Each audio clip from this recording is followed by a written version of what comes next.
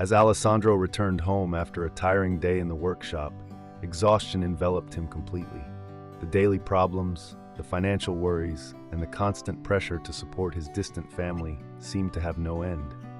Every day was a challenge, and the factory where he worked was slowly consuming his energy. When he got on the bus, he found a window seat. He sank into the seat, trying to isolate himself for a few minutes from the heaviness of his life. The bus filled up quickly, while Alessandro tried to distract his mind by staring at the cityscape that sped by. Before continuing, subscribe to our channel and activate the bell. While he was lost in thought, Alexander noticed a young woman standing a few steps away from him. She was pregnant, and her pale face revealed how tired she was. She was holding on to the handrail with difficulty, but no one seemed to notice her. Each passenger was lost in their own thoughts, as if the woman were invisible. Alessandro couldn't ignore her. In an impulse of empathy, he rose from his seat and offered her his. "Please sit down," he said in a gentle, firm tone. The woman looked at him in surprise and with a hint of a smile accepted the offer. "Thank you," she murmured, sitting down slowly and breathing a sigh of relief.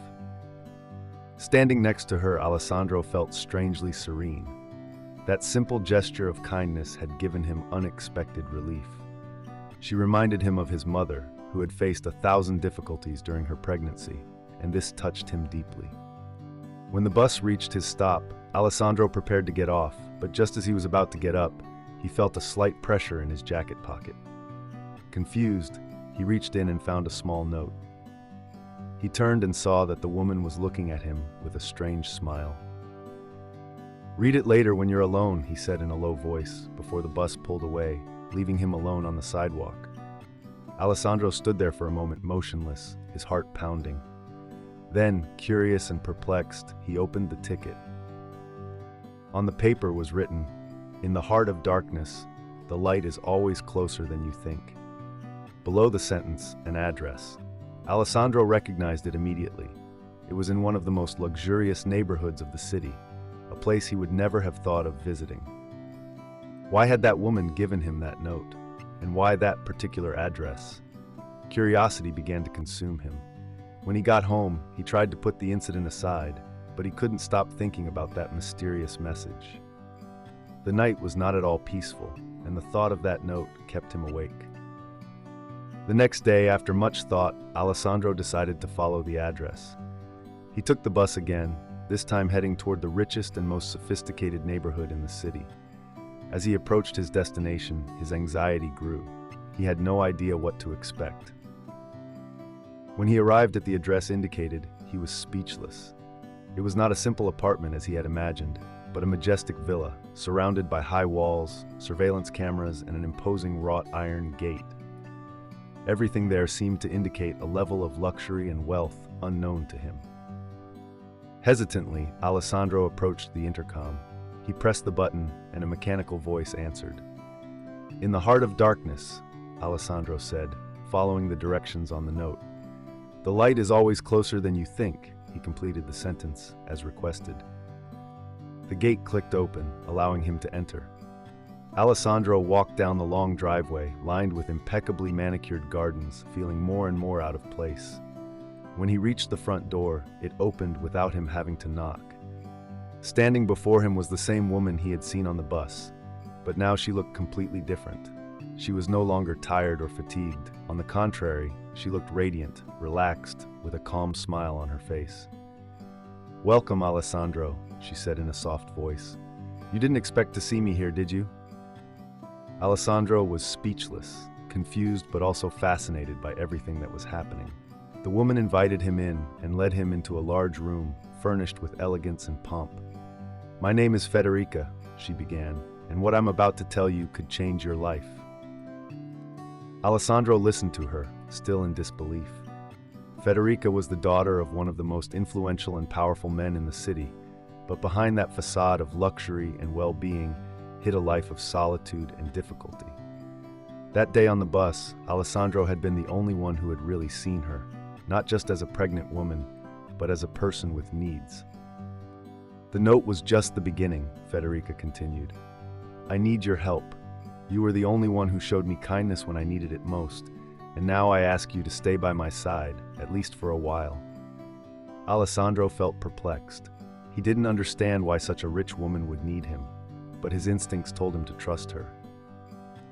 Federica offered him an incredible sum of money in exchange for his presence and assistance. A sum so large that it would change Alessandro and his family's life forever. But what struck him most was not the money, but the sense of responsibility he was beginning to feel toward her. Over the next few months, Alessandro spent more and more time with Federica. At first, he was unsure what she was really looking for from him, but the closer they grew, the more he realized that her presence was not just a matter of physical assistance. There was something deeper that united them. Despite the wealth and pomp that surrounded her, Federica felt alone and vulnerable. Every day that passed, Alessandro discovered more about Federica's life. She told him about her past, about her difficult relationship with her father, a powerful and cold man who saw the world only through money and control. Alessandro was struck by the contrast between the perfect appearance of Federica's life and her true nature, fragile and insecure. One evening, while they were sitting in the living room of the villa, Federica confessed to Alessandro that her pregnancy was the result of a relationship that had ended badly.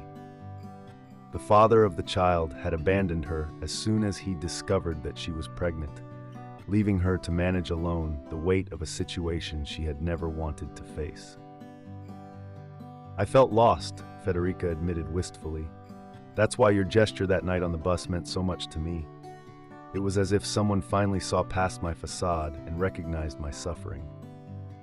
Alessandro listened in silence, increasingly aware of the bond that was being created between them. It wasn't just Federica's wealth that attracted him, but her authenticity, her ability to show vulnerability despite everything. Over time, his feelings for her began to change, becoming something deeper. Months passed, and Federica reached the end of her pregnancy. Alessandro was by her side every step of the way, supporting her not only emotionally, but also physically. When the day of delivery finally arrived, he was there, holding her hand as she faced the pain and struggle of giving birth to her baby. Federica's son was born on a hot summer day. As the newborn cried for the first time, Alessandro felt a sense of incredible completeness. He looked at Federica, exhausted but happy, and realized that his life had changed forever. That moment, so intense and full of emotions, made him understand how much he had bonded with her and her child. The love he felt for Federica was not born from the wealth or luxury that surrounded her, but from the deep connection they had built together during those months of sharing. After the birth of their child, Federica and Alessandro continued to live together, forming an unconventional but incredibly strong family. Alessandro couldn't help but notice how much his life had changed compared to those days when he felt overwhelmed by work in the factory and everyday problems. Even though their relationship didn't start in the most traditional way, they realized that what they had built was real. Alessandro had found in Federica not only a person to help, but a life companion, someone to share his deepest emotions with. Every day, as little Leo grew, Alessandro and Federica grew closer. Their lives intertwined naturally, and the villa, once a symbol of solitude for Federica, became the place where they could finally feel at home. The gardens that Alessandro once looked at with awe became their space for play and laughter, while the gate that had once intimidated him now welcomed him every day as a member of that family. One day, as they were walking hand in hand along the driveway of the villa, Federica stopped and looked Alessandro in the eye. "You know," she said with a warm smile, "I never imagined that such a small gesture, like giving up a seat on a bus, would change my life in this way.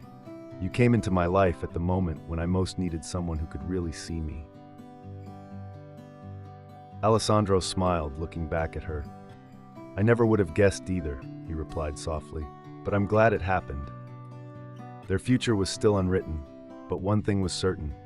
Alessandro and Federica would face each day together, hand in hand, building a life based on trust, love, and kindness.